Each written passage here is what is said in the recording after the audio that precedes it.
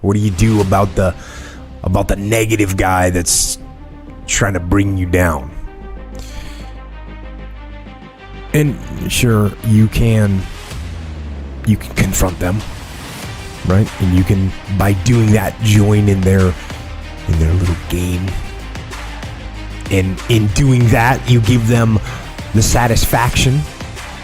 They now know that they got into your head. And then you're turning your workplace into, your basic grade school gossip hall. So we don't like that. But now there are times, unfortunately, that you have to address things. And when you do it professionally.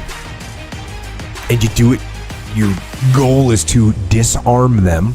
Because remember that this negative person inside, they probably want the confrontation. That's what they want. But milestones, I'm talking about getting it done. And let me tell you this, you cannot get a milestone done if you like on average, if you on good. It's gonna take great. It might even take phenomenal. So when I tell you to love your haters and you saying to me, E.T., that's a lot. Like, E.T., that's extra. Like, E.T., I don't understand that. I ain't really feeling that. Listen to me closely. When I was a child, I talked like a child. You understand? I thought like a child. I reasoned like a child. But when I became a man, are you hearing me? When I became a man, I put away childish things. So in order for you to do milestones, you got to get rid of all the distractions. Now, let me start here. Like, don't flatter yourself. You ain't that deep. Like, your haters is not about you. Let me tell you that. Like, they hating on me. Don't flatter yourself. This ain't about you. All right? If you go deep, haters don't got nothing to do with you. A hater is dealing with their own insecurity. It ain't about you. Some hater, the person that's hating on you, they said that they were going to be at this particular place in their life, that they were going to accomplish this in their life. So all you are is a reflection of them of what they have not done. It's not about you. As a matter of fact, when you move on and do what you do, they're going to hate on somebody else. So don't flatter yourself. When I tell you to love your haters, what I'm saying that in order to make a milestone, in order to execute on a milestone, because it's so difficult. Look, I say it all the time. If it was easy, everybody would do it. You got to understand that. Talking is easy. That's why everybody's doing it. Writing stuff down on a piece of paper is easy. That's why everybody's doing it.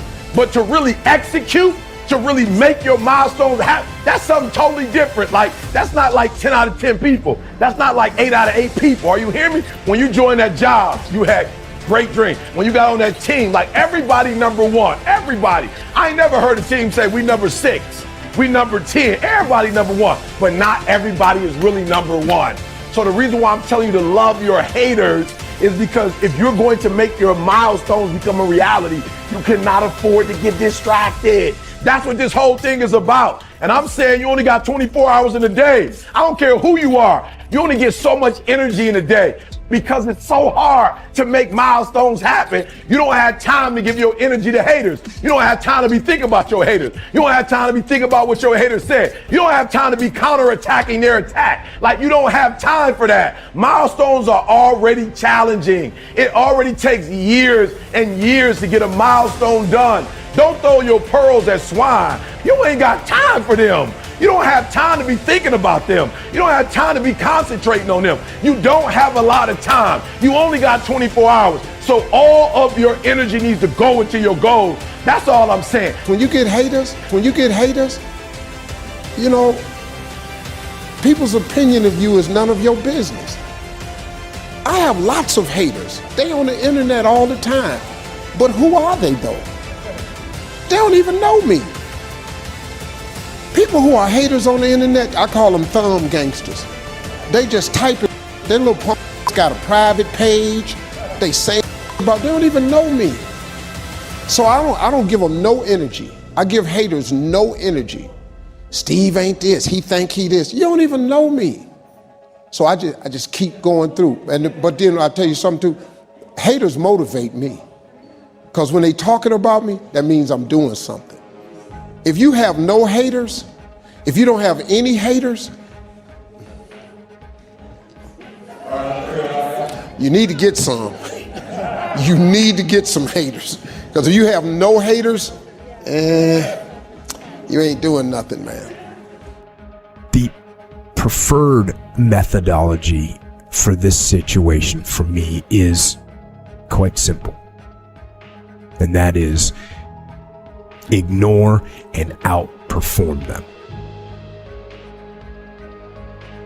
You see, while you're over there watching me and talking about me, I'm working. I'm working hard. I'm taking things to the next level. You keep gossiping and I'll keep working. You keep talking smack and I'll keep working.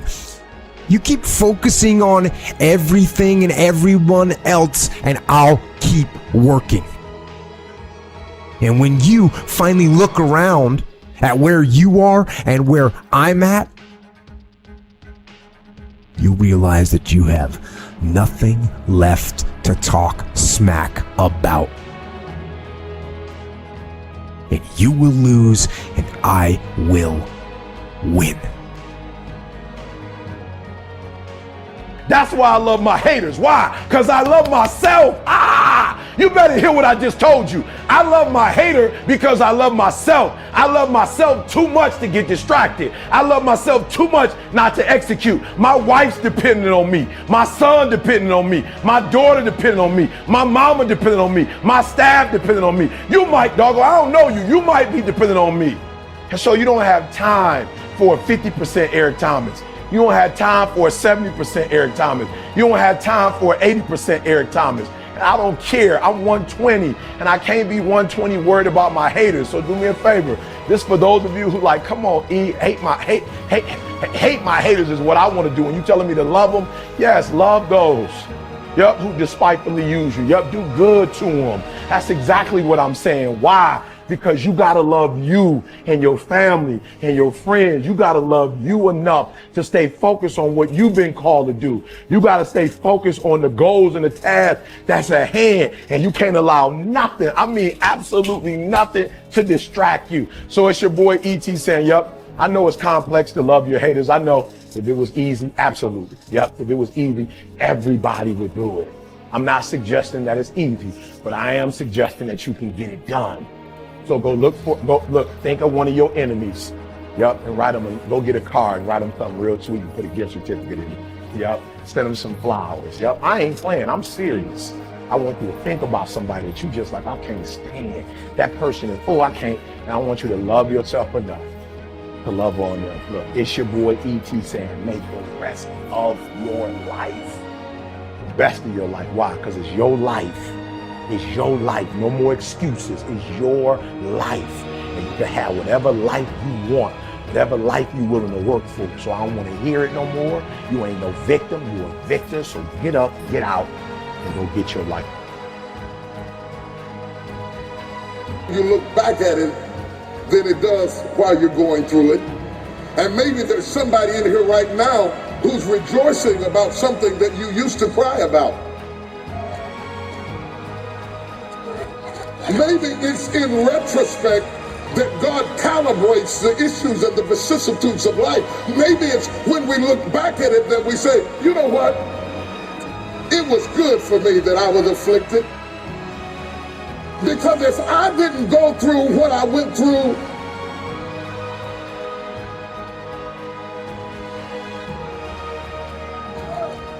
if I had not gone through it, if I hadn't faced it, if I hadn't endured it, if I hadn't have been fired, if I hadn't have been rejected, if I hadn't have been turned down, if I had not been ostracized, I wouldn't have found the door that God had in store. In fact, thank you for hating me. Thank you for leaving me.